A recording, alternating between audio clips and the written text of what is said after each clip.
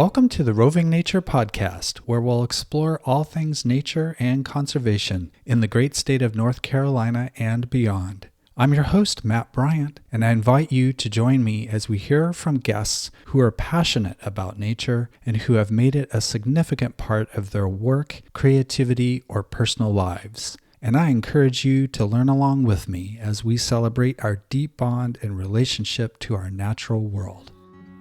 On this beautiful day outside.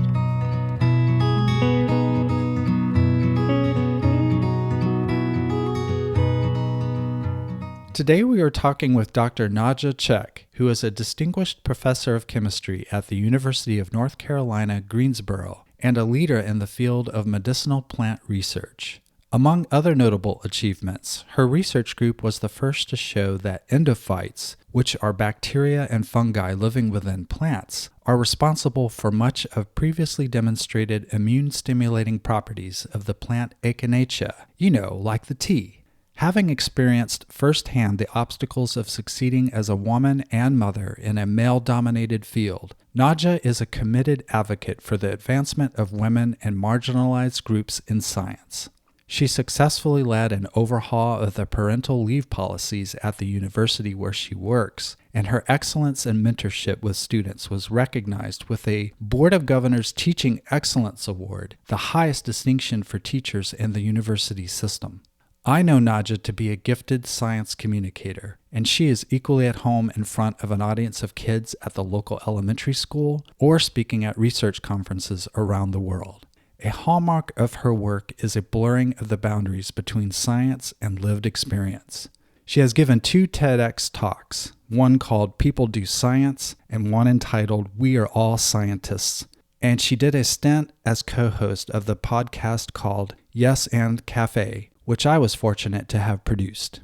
When she's not speaking at a podium or in the research lab, Nadja can be found pushing wheelbarrows and weeding at the Dunleith Community Garden, a nonprofit organization for which she is volunteer manager. Inspired by her upbringing in the Oregon wilderness, she believes that access to nature is both the best pathway to science education and a human right.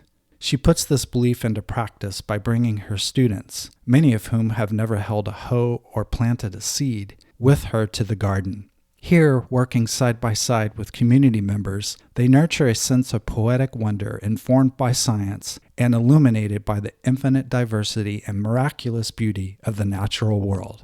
Thank you, Nadja, for doing this. It's a huge pleasure. So happy to be here talking to you today, Matt. I am so excited because you and I have worked together for a long time on a lot of different things. There's a lot of connection points in our interests and things that we talk about. So I'm super excited to be here with you. And I thought I saw a critter moving over there.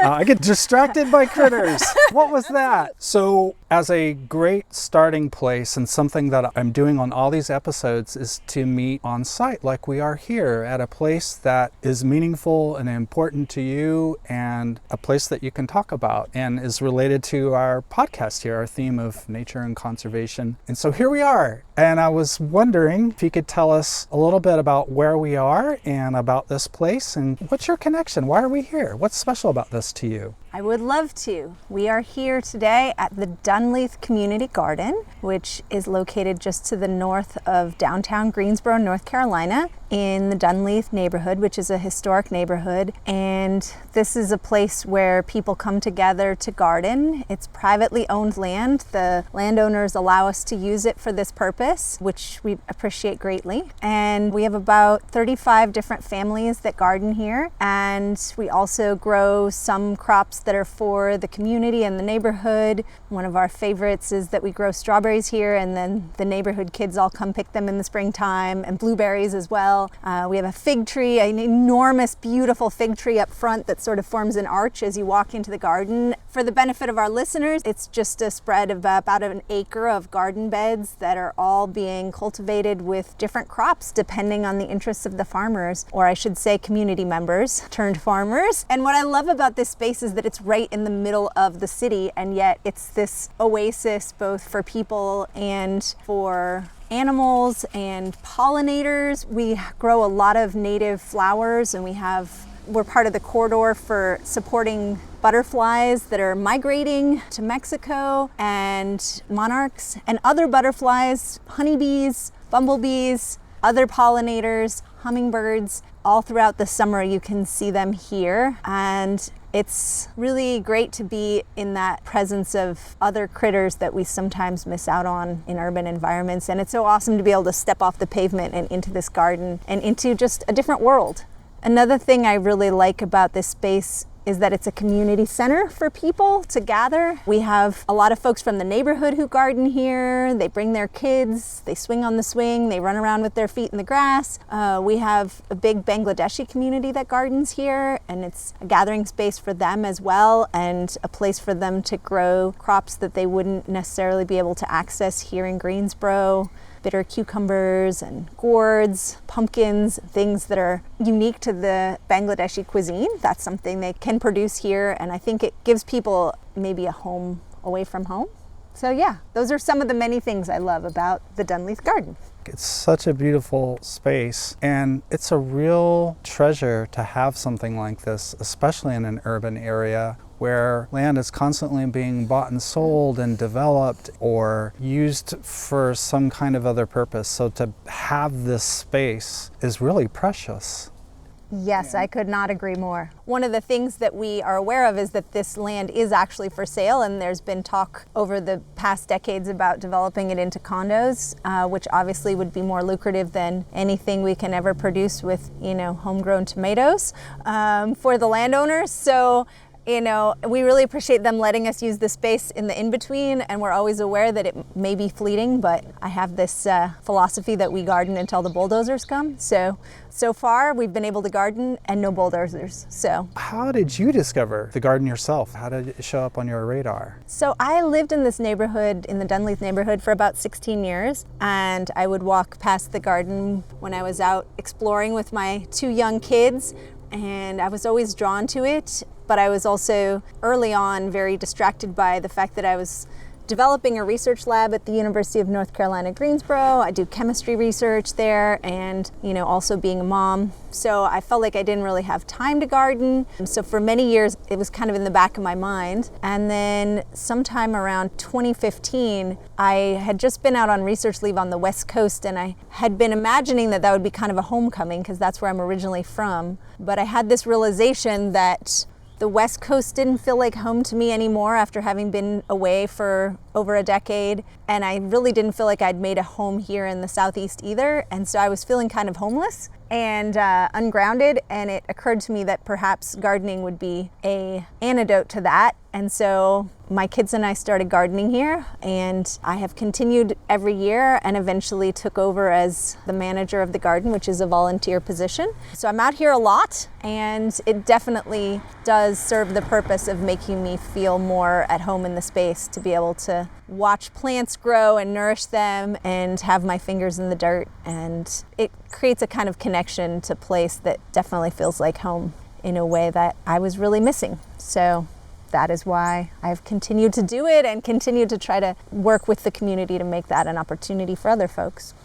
I don't know about for you, but I feel like there's a choice in there too. Like the choice to make a home in a place, which has something to do with choosing to garden or choosing to explore the forest and going back to places throughout the season so that you see them change and you develop an affinity for them in a certain way. And so I think that was part of it for me too, was I'd spent a lot of time imagining that my home existed elsewhere, and then I had to make the choice of creating it where I was. You had mentioned the theme of this being a pollinator habitat in the city, but I was wondering if you wanted to say more about that. What I would say is that my experience with connecting with pollinators in the city is that sort of a if you build it, they will come scenario. I started gardening thinking mostly about vegetables for my family, which is great, but more and more I've moved to add and intersperse native plants and flowers in the gardening that I do, and to try to every spring plant a bunch of annuals that the pollinators are gonna like, Mexican marigolds and zinnias, zinnias being something that I had almost no experience with growing up in the Pacific Northwest, but they grow so beautifully here in so many different colors. So it's kind of like they attract the humans, but also the bees and butterflies and hummingbirds. And to me, it's just amazing. And I've started planting them around my house too, in College Hill and another part of the city. And suddenly there are the hummingbirds. And I don't know where they're hanging out, but suddenly now they're part of my environment and I love it. So thinking about gardening not just as food for humans, but as food for all of the creatures around, including the groundhogs who always get my cucumbers, dang it. Yes, always. But I try to consider that also part of the gift, right? It's like Right. you are part of this ecosystem. So it helps them maybe a little bit shift away from the sort of anthropocentric view that we tend to have of the world. This other theme I wanted to touch on that you had mentioned that I find really interesting. You had mentioned talking about the human garden microbiome connection, and I was wondering. Oh, here comes the train. I love this. This is a great example of being at an urban community garden. Yeah, we're right next to the train tracks. We get all kinds of great things, including that train, which is a beautiful sound. It kind of is a beautiful sound. I love It's that. very comforting. It's like, it. yeah. I love it. I was wondering if you could talk about that microbiome connection. And I know we'll talk more about science and what you do shortly, but I was wondering maybe if you wanted to talk about that. I would love to talk about the microbiome. It is definitely connected to the scientific research that I've been engaged in over the past few decades as a professor at UNC Greensboro. I can roll back a little bit and say that I started my career studying medicinal plants with the idea of looking for molecules in plants that are useful for treating human disease. And there's a lot of amazing precedent for the effectiveness of plants for treating disease. Of course, that's how people around the world have dealt with sickness since time immemorial. We have documented records of it that date back to, the Ebers Papyrus in Egypt, to the traditional Chinese medicine practices that are thousands of years old, documented thousands of years ago in China. There's many examples. And in the recent past, we've had this, maybe in the past couple hundred years, we've had these efforts on behalf of scientific research to identify single molecules from plants and other living organisms and develop them into drugs. So, for example, of course, penicillin is the classic example. Alexander Fleming, serendipitous discovery in a petri dish that becomes the first effective antibiotic. There are many other examples, though. The best treatment for malaria today comes from a plant known as sweet Annie, which was discovered the plant's been used in traditional Chinese medicine for thousands of years to treat fevers. And in the 70s, a group in China led by this amazing woman, Tu Yu, discovered the molecule artemisinin from the plant, which is now sold as a pharmaceutical preparation for treating malaria. And malaria is probably the #1 killer worldwide, and artemisinin is the best treatment for it. So I think that's an incredible example of, how actually Tu Yu relied on these texts that were ancient Chinese texts to then do scientific research to identify the molecule that's used now as a single molecule treatment for malaria. So there's sort of a spectrum there of people using plants in their whole form to plants informing pharmaceutical development.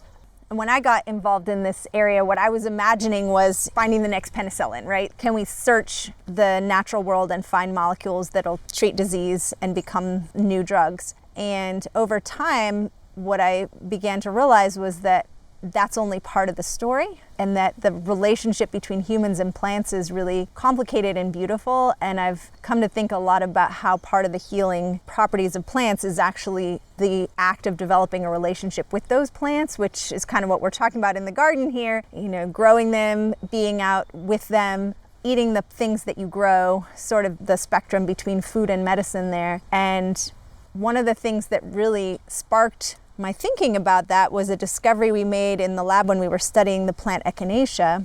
We were expecting to find molecules from the plant that are useful for treating the inflammation that's associated with like influenza, and other viral infections, even just the common cold, rhinovirus. So we were thinking we'd find plant molecules that were useful, but what we ended up discovering was that some of the properties that we were observing in samples from the plant were really coming from the microbes living inside the plant. So that inspired me and others to start thinking about how the plant microbiome is connected to the human microbiome. So this is a long way of getting back to your question about the microbiome, but essentially, plants have microbiomes just like humans do. So there's thousands of bacteria and fungi and yeast and even viruses living inside of plant tissues that have effects on the plants and also have effects on us when we consume them. And what's really fascinating about that is that the plant microbiome is totally dependent on the environment the plant is grown in. So depending on where a plant was grown that you're consuming, you're getting exposed to a whole different suite of microbes. And this is not really an area where the research is very fully developed, but I suspect that our microbial diversity in our guts and our human microbiome that is so important for our health in many, many ways is impacted by the types of plants that we're consuming and what their microbiome is. And so to me, that's sort of the coming together in the garden, is that we're nourishing the soil, we're bringing in compost from our gardens and trying to create a healthy ecosystem to nourish plant life, and then we're consuming that plant life along with the microbial life at the same time. So then we become part of that ecosystem, I guess. This is definitely extrapolating way beyond anything I've specifically shown in my research lab, but I just have this suspicion that human health is being impacted by our relationship with all the microbes in the environment, and part of that is certainly what we consume.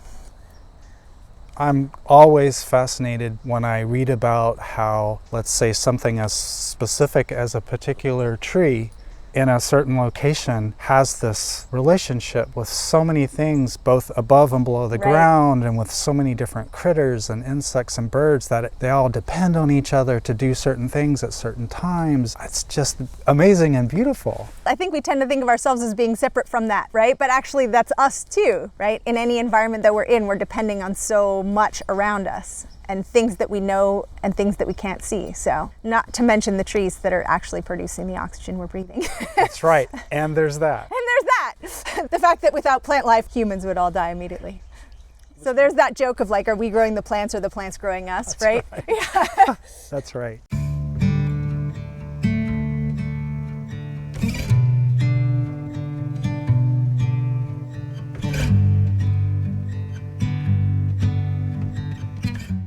I asked Nadja to talk about when and how she decided to become a scientist and a researcher. What influences from her life have helped set her on the path to where she is now?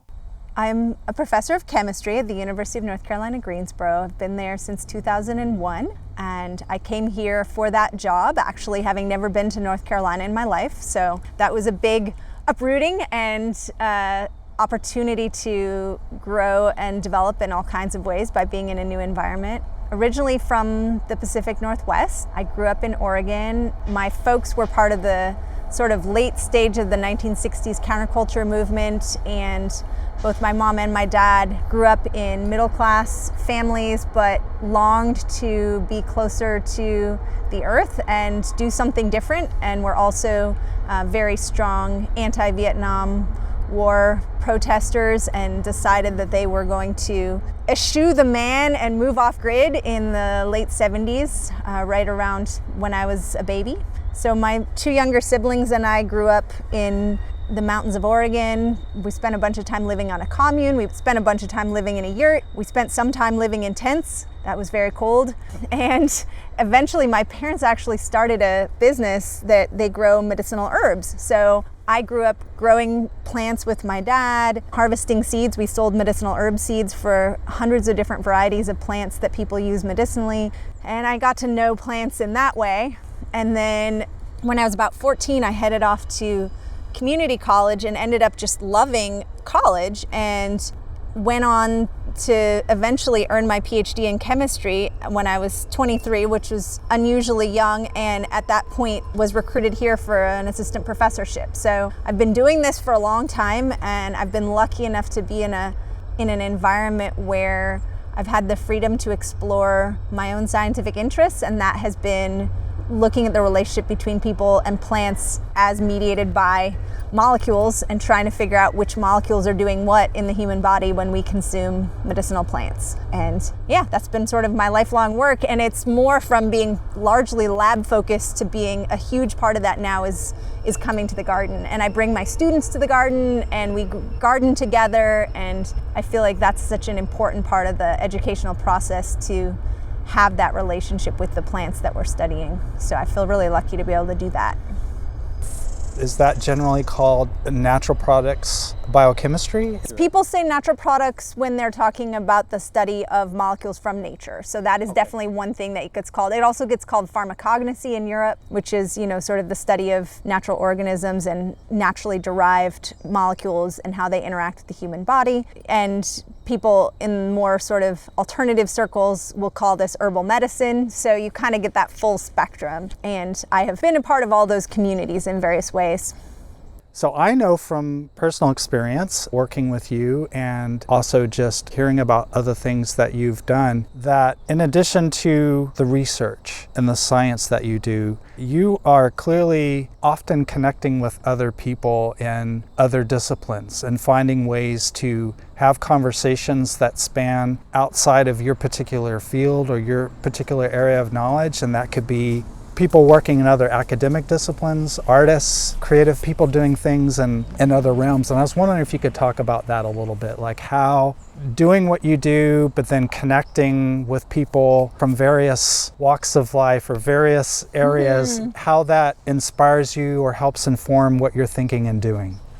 You're a great example of that, Matt, because we have worked together. For the benefit of our listeners, Matt and I worked on an art exhibit in 2019 about the Underground Railroad here in Greensboro, North Carolina, and a single tree in the Guilford Woods that is sort of considered a living monument to the Underground Railroad and those activities in Greensboro, and thinking about both the ecology of that area and the human interactions that were necessary to enable people to get to freedom via the Underground Railroad. So that was an awesome project that involved students and art and music and people composing, and also students doing scientific research on the fungi in the tree and their antimicrobial properties. So that was definitely a career highlight. And I have continued to love working across what might be considered division boundaries amongst specific academic divisions and collaborating with historians. My husband, Gavin Douglas, is an ethnomusicologist, so I have that connection to the humanities and social sciences through him as well. And I've been doing a lot of writing lately. I've actually got a memoir project that I'm working on that's called Wild Chemistry, which is about sort of some of the stories I was alluding to earlier about growing up in the Oregon wilderness and how that has informed the science that I do. So part of the book is about challenging the idea of science being sort of something that happens objective and separate from human experience, and much more talking about how integrated my own life is with the scientific questions we ask.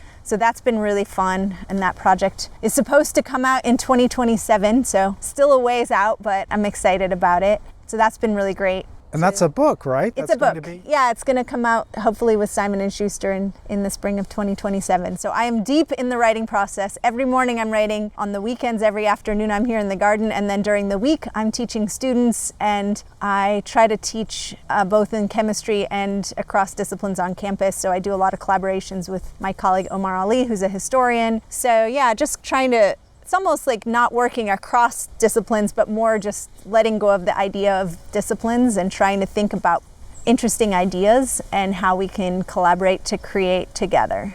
I don't know, I think maybe partly because of the atypical upbringing I had, I'm not very interested in staying within the lines. So we're trying to break free and get students to break free too. And part of that for them, again, coming back to the garden, is like a lot of them have never seen a seed germinate. A lot of them have never planted a seed before, a lot of my students. And it's really transformational for them to get to do this as part of their chemistry education. So I love that. I have chemistry students out here, and many of them choose to come back again and again. And we work together and create connections in that way. So it's amazing to have that as part of the educational experience. to riff on what you've just been talking about, I still tell people about the event that we worked on together where we brought writer, actor Alan Alda, Alda, to our campus to talk about communicating science or things that are in the science realm for anyone to access, and so anyone can understand it. And that was a wonderful experience. And so I was wondering if you could, using that as an example, talk about kind of like what we're doing here, talking about things like science and research, but trying to make it accessible to a wide audience. It was amazing to spend a day with Alan Alda, I have to say. He's a really remarkable person, and he's spent a lot of time thinking about how to best reach across audiences to connect people who might not think they care about science, to help them see that science can be really fun and interesting as something to engage with. And part of what Alan Alda says, and he wrote about this in his book, If I Understood You, Would I Have This Look on My Face? Published in, I think, 2018. He talks about how we have to listen like we're willing to be changed when we connect with people. And that's sort of the central idea to his book, that really listening includes the willingness to be changed by what we hear. And I think about that a lot as I engage with various people from across the spectrum of life around questions related to science, is that scientists have unfortunately tended to take a bit of a arrogant and hubristic stance around science and how important it is, and how science is somehow superior to other ways of being in the world. And I think part of that is a defensiveness against the sort of recent attacks on facts, which we have seen in our political system. So there's a reason that there's that knee-jerk reaction of wanting to buckle down and put up signs that say science is real, and, emphasize the value of the scientific method and its sort of superiority to other ways of engaging with the world. But at the same time, I think it tends to turn a lot of people off. And so I appreciate Alan Alda's perspective on listening like we're willing to be changed, and expanding the circle of what counts as contributors to science to include anybody who has something to say about an issue. And a lot of times we have people with very important firsthand experience that contribute to our understanding of any problem. And there are multiple stories, right? Multiple narratives, and we never know all of them. And certain ones tend to be held up over others. And we often talk about science as the beauty of science, which science can be very beautiful, right? We have things like penicillin, we have vaccines, we have surgeries that can correct cataracts, and these kinds of things that can be really important for human health and our well-being on the planet. And then we also have the climate crisis and nuclear proliferation and these issues that actually are lives in great peril. So I feel like when scientists take a stance of science as an inherent good, or the scientific method as something that is inherently better than other ways of engaging with the world, we kind of look a little bit silly to those who are not part of that club. And so part of my effort in engaging with people who are not scientists is to take a stance of humbleness and be open to what we have to learn from other ways of being in the world. I'm trying to learn that. So Alan Alda talks about listening like you're willing to be changed, but he also talks about the value of sort of these tools from improvisational theater around ways to connect with people. And yes and is the idea of building on what people share with you as opposed to shutting them down. And I think it's especially important when we're connecting with people who might see the world very differently than we do, to try to find points of commonality to build on as a way of developing relationships, as opposed to sort of creating this cancel culture and calling people out for ways that we disagree. And as we find ourselves at a very polarized moment in our American culture, I think this is something that is really important for us to practice, and something that I talk about with my students all the time in chemistry classes, believe it or not, is this idea of yes and how do we build with each other. As we tell our students, it's so important to network, but we don't really tell them what that looks like. We don't tell them how do you network, and really networking is just about connecting with people and relating to them as if they have something worth contributing, which they do, of course, and you find that out as soon as you open up and listen. So, yeah.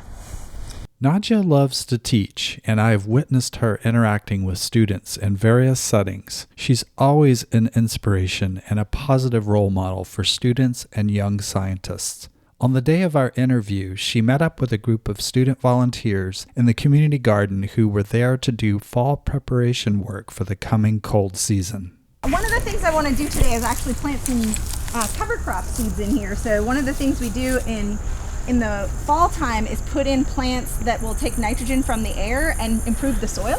And then in the spring, we can like till them into the soil, and it helps the plants grow better in the spring. So you all did the work of clearing this out, but we never planted the seeds, which is the fun part. So I want to do that today. I brought some seeds.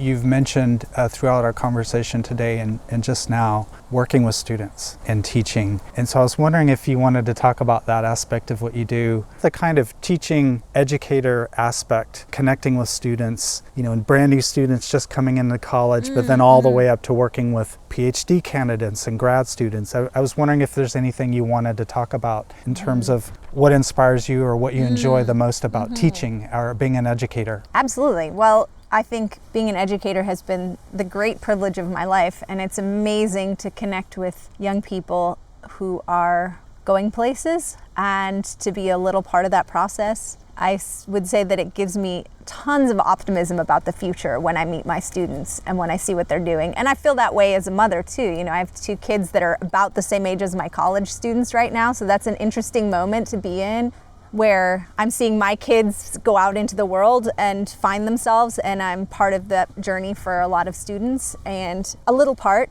Yeah, I learned so much from getting to interact with young people, and I find this particular generation of young people, which I guess is Gen Z, sort of the post-millennials, it's an interesting generation because they have grown up in a very uncertain world. They've survived a pandemic. They've never operated under the assumption that things are going to be handed to them, even if they're part of the middle class, because of the financial uncertainties of the world, because of the climate uncertainties of the world. And so there's a certain scrappiness that I love and a non-conformism that I think we're going to see becoming more and more part of our culture, that I'm excited to see those folks taking over.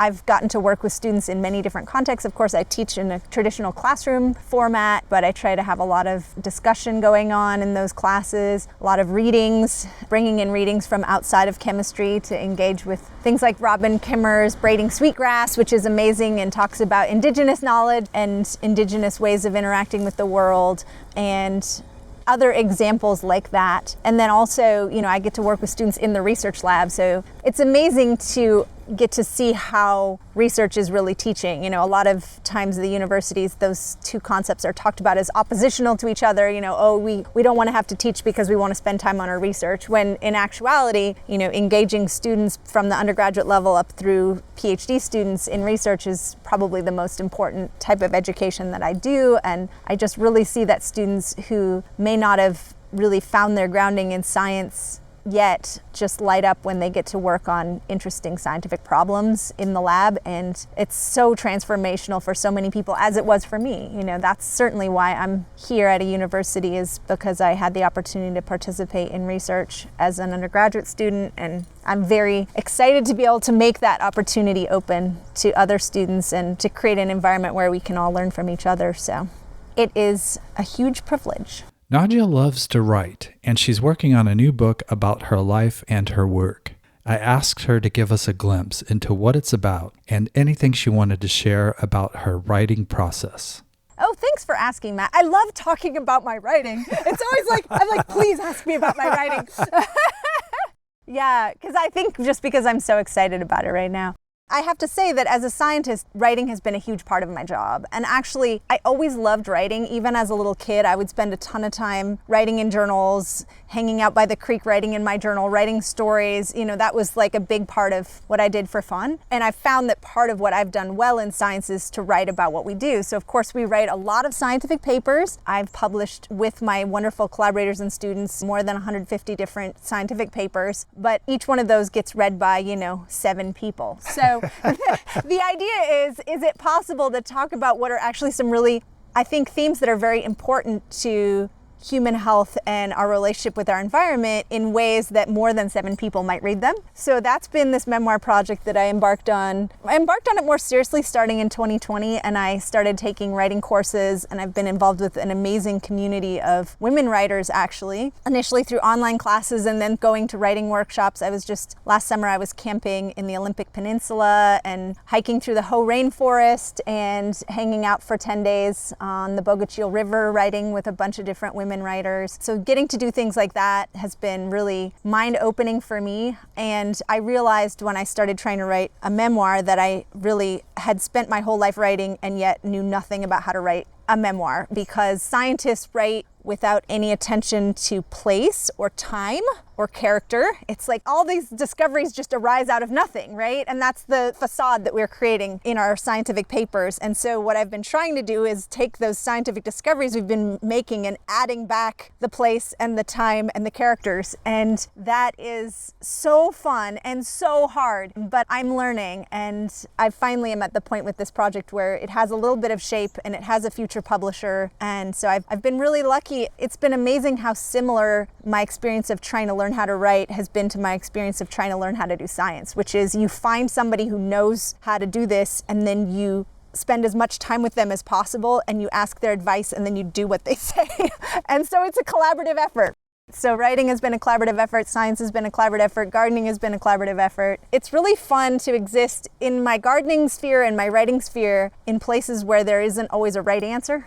In my science sphere, often we're going for a specific number. We're going to be giving a particular preparation to patients in a clinical study and we need to get the dosage right, otherwise people might die. Those are the stakes. So make sure you get this experiment right. And that's important.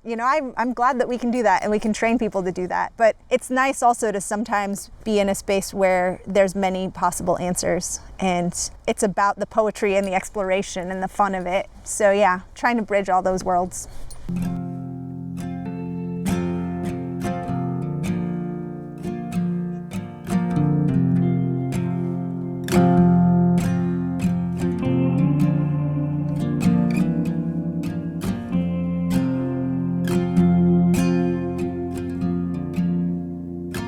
For a couple of closing questions in our interview, I asked Nadja about what things give her hope as a lover of nature, a writer, a teacher, and a mother. We heard Nadja talk about her research and her book, but I also asked her what's the wicked problem she's working on right now, the tough nut she's trying to crack, the big problem she's trying to solve. Well, I would say on the topic of hope, certainly being a mother, being a teacher, connecting with young people is always inspiring. Planting flowers outside my city home in Greensboro and seeing the hummingbirds come, we can all do that. We can plant pollinator-friendly plants around our houses. We don't have to move to the commune to make a difference in the world. I think that's part of what I think about in the future is that being in a space where it's sort of not all or nothing, how can we continue to do what we have to do as people who have to make a paycheck and live our lives in the world and also create a better space. I think the technology is there to solve future problems that we're facing as humans, including climate change. But there's a question of is the willpower there to make the changes that would be necessary to make that happen? We've seen it happen before. We solved the problem of the ozone hole, so that gives me hope. But I don't know if that will happen or not. I guess you just kind of have to farm till the bulldozers come, if you will. But like I say, I do think this generation is different and they have not grown up with the same assumptions that we did. And so I'm optimistic that they will make the changes that we need to have a sustained human existence on the earth, at least for a while longer.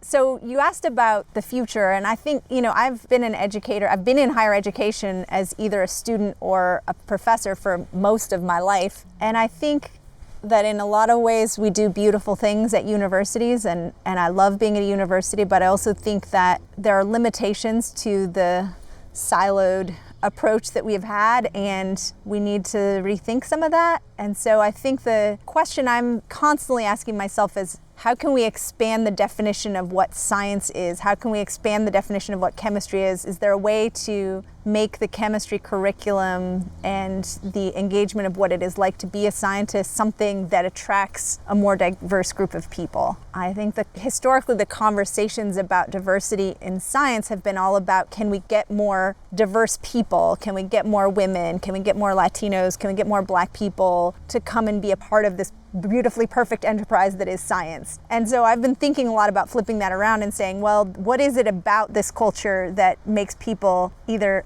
unable to or uninterested in participating? And how can we change it to make it something that is more nourishing to a broader swath of people and serves more of a beneficial role in society as opposed to contributing to the environmental and humanitarian disasters that we are facing. So if you're asking about a nut to crack, I don't think I'll ever crack that one, but maybe we make a crack in the crack. I don't know. That's the thing I'm thinking about a lot. And part of thinking about that really is just a constant improvisational effort of like, okay, what happens if I bring a class of students to the garden today instead of being in the classroom? What happens if we sit outside in the park and play improvisational games with the class today, which is what I did on Wednesday, instead of being in the classroom? And suddenly everything is different because the space is different and the ways that we can connect and the kinds of conversations we can have are different.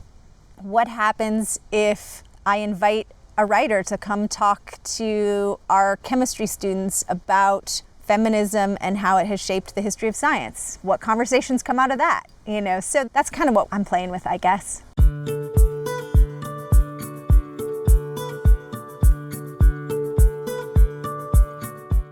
Of course, I had to ask Nadja, what is her favorite part of being a gardener? Well, I love growing basil and making pesto. That is a definite win. My family loves pesto, so we eat pesto all summer long. And if you've never grown your own basil and made pesto out of it, I highly recommend. Easy to do in just about any climate and a lot of production for a small amount of effort. Unlike some gardening projects, which are a lot harder. I've never had any success growing watermelons here in the Southeast at all. Some people do. I love growing flowers. I think I mentioned that earlier, but I started out being much more utilitarian in my idea about gardening, that I was gonna make vegetables. There would be salad. And now I'm like, gosh, flowers are just so beautiful. We can't really plant too many flowers. And then I love seeing people walk through the garden and come check out the flowers and pick bouquets of flowers. And so to me, it's appreciating the fact that having blooming flowers is part of what makes life worth living, and it doesn't have to be so utilitarian. I want to thank Nadja for being on the Roving Nature Podcast and taking time to tell her story and to share so much about who she is and what she does. It's inspiring to hear about her strong connection to and commitment toward making science accessible to all and for bringing nature into all aspects of her life and work.